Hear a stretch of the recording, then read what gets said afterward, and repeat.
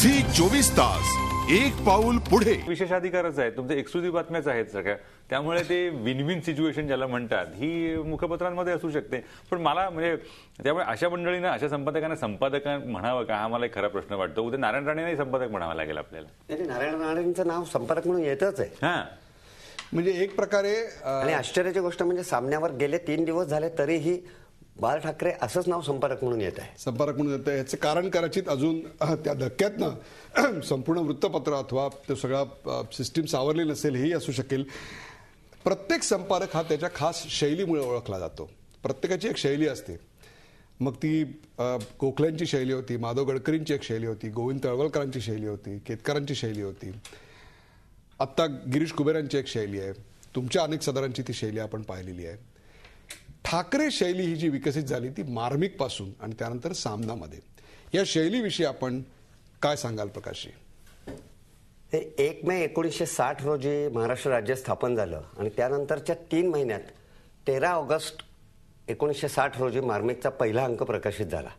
योगायोगाची गोष्ट बघा की आता ठाकरेंवर नेमके कोणाच्या शैलीचे संस्कार आहेत अशी चर्चा गेली अनेक काळ. ते स्वतःला त्या शैलीला ठाकरे शैली असं म्हणून घ्यायचे. तर त्यांनी जो दिवस निवडला तो आचार्य अत्रे यांच्या जयंतीचा दिवस होता, 13 ऑगस्ट हा. त्यामुळे एक अगदी उघडत होतं. आणि आचार्य अत्रे यांनी त्याच्या आधी मराठातनं आपल्या घणाघाती शैलीने आणि आपल्या तिरकस लिखाणाने आणि बरोबर व्यंग चित्रातनं नव्हे तर व्यंग भाषेतनं करून अनेकांनी उडवलेली खिल्ली ही सर्वांनाच, ज्याला ते वरळीचं डुक्कर म्हणाले होते ते. हा, आणि पुढे त्याच दोघांची भांडणं झाली वगैरे सगळं आता येईल चर्चेमध्ये. त्याच अत्र्यांना पुढे ते वरळीचं डुक्कर म्हणाले. पण एक गोष्ट नक्की होती की असा प्रश्न आत्ता मगाशीच चर्चेत कुबेर यांनी उपस्थित केला की ते संपादक खरोखर त्यांना संपादक म्हणायचं का.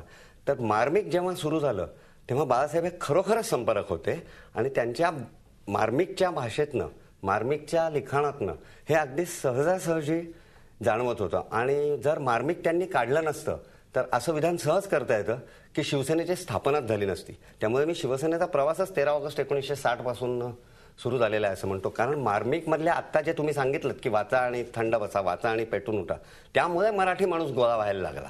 त्यांच्या शैलीची अनेक उदाहरणं देता येतील. एक फक्त त्यांनी जो शेर आपल्या अंकावर छापण्यासाठी निवडला होता तो सांगण्यासारखा शेर आहे की खिंचो न कमान को न तलवार निकालो, जब तोफ मुकाबिल है तो अखबार निकालो. तो अखबार निकालो असं ते म्हणाले. त्यांनी त्या साप्ताहिकानंतर पुढे 1989 साली अखबारही काढलं. पण त्यांनी जे खिंचो न कमान को न तलवार निकालो असं जे लिहिलं होतं तेही त्यांनी सगळं पुढे करून दाखवलं. नुसत्या अखबाराबरोबर नाही, त्यांनी पहिले ते करू नये असं म्हणतात, ते पण त्यांनी सगळे करून दाखवले. त्यामुळे संपादक बहु आहे आम्ही असायला हवा असं त्याविषयी आपण नक्की बोलणार आहोत. पण आता तुम्ही एक मुद्दा उपस्थित केलात तो म्हणजे मार्मिकचा संपादक आणि सामनाचा संपादक या 2 वेगळ्या भूमिका होत्या त्यांच्या.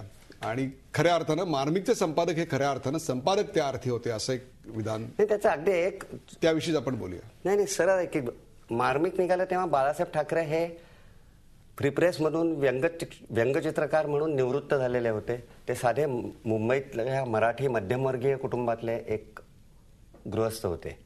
सामना त्यांनी जेव्हा काढलं तेव्हा ते पराकोटीचे मोठे, त्यांच्या भोवती करिश्मा निर्माण होऊन ते फार मोठे नेते ऑलरेडी झालेले होते. जरी राज्याची सत्ता आलेली नसली, 89 साली केवळ त्यांचा एक आमदार छगन भुजबळ यांच्या रूपाने विधानसभेत होता, पण त्यांना दिसायला लागलं होतं आणि त्याच्यासाठी त्यांना साप्ताहिकाच्या ऐवजी दैनिकाची गरज भासायला लागली.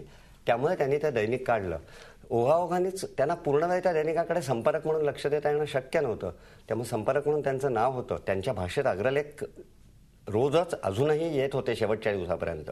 पण ते बोलत असणार, असा फरक होणारच. म्हणजे मला गिरीश कुबेर तुम्हाला एक प्रश्न विचारायचा आहे की संपादकाचा चेहरा त्याच्या वृत्तपत्राच्या मांडणीतनं, त्याच्या अग्रलेखातनं दिसला पाहिजे, त्याच्या भूमिकातनं दिसला पाहिजे.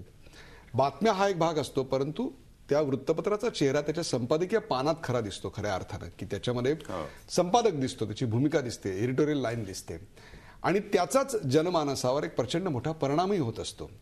तो सकारात्मक असतो, तो नकारात्मक असू शकतो. बाळासाहेबांच्या सामनामधल्या अग्रलेखांचा जे त्यांच्या नावावर येत होते त्यांचा नेमका समाज जीवनावर काय काय आणि कसा कसा परिणाम होत होता? नाही, याच्यात एक भूमिकांची एक फेरबदल याच्यामध्ये आहे. म्हणजे सर्वसाधारणपणे तुम्ही म्हणताय विधान ते सर्वसाधारण वर्तमानपत्रांना लागू पडतं की संपादकाचा चेहरा दिसायला हवा. इथे चेहरा आधी नक्की झालेला आहे, भूमिका नक्की झालेली आहे आणि त्याला साधेसं साचा म्हणून एक वर्तमानपत्र काढायचं आहे. त्यामुळे त्या अर्थाने ते बघितलं जातं. आणि त्यामुळे त्या संपादकाची भूमिका काय असणार हे उघडपणे कळतं. हल्ली दुर्दैवाने अनेक संपादकांची काय असते हेही कळतं. ते वाईट आहे ते खरं म्हणजे. तर ते त्यातला तो भाग सोडून द्या. पण हा जो मुद्दा आहे की ते वाचून करायचंय काय किंवा कळणं वगैरे, दोन पद्धतीच्या लोकांनी सामना बघितला. म्हणजे एक तर तुमच्या आमच्यासारखे की पत्रकार म्हणून की ते सामनामध्ये काय येतंय बुवा आपल्याला माहित असायला हवं त्या अर्थाने, आणि गंमत म्हणून म्हणजे चला आज यांनी कुणाची वगैरे. आणि बाकीच्या शिवसैनिकांनी घेतला तो काही सामना अर्धवादीसाठी नक्कीच घेतला नाही, किंवा तसा काही वाचनाचा आणि सामान्य शिवसैनिकाचा फार जवळचा संबंध आहे असाही इतिहास नाहीये. त्यामुळे त्यांनी तो घेतला तो काय आपल्या साहेबांचं वर्तमानपत्र ते म्हणून कर्तव्याचा भाग म्हणून घेतला.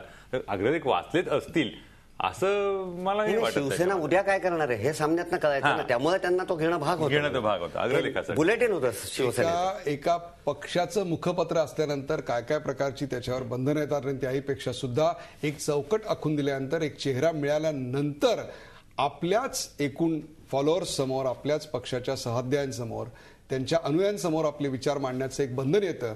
तरी सुद्धा एका पक्षाचं मुखपत्र इतकी वर्ष चालवणं, 1960 पासून ते आता 2012 पर्यंत एक संपादकाची प्रदीर्घ कारकीर्द त्यांना लाभलेली होती. आणि त्याच्याच दुसऱ्या अंगाविषयी आपण बोलणार आहोत. आता घ्यायचा मला एक ब्रेक. कुठे जाऊ नका, पाहत राहा झी 24 तास. आपण चर्चा करतोय संपादक बाळासाहेब. झी 24 तास, एक पाऊल पुढे.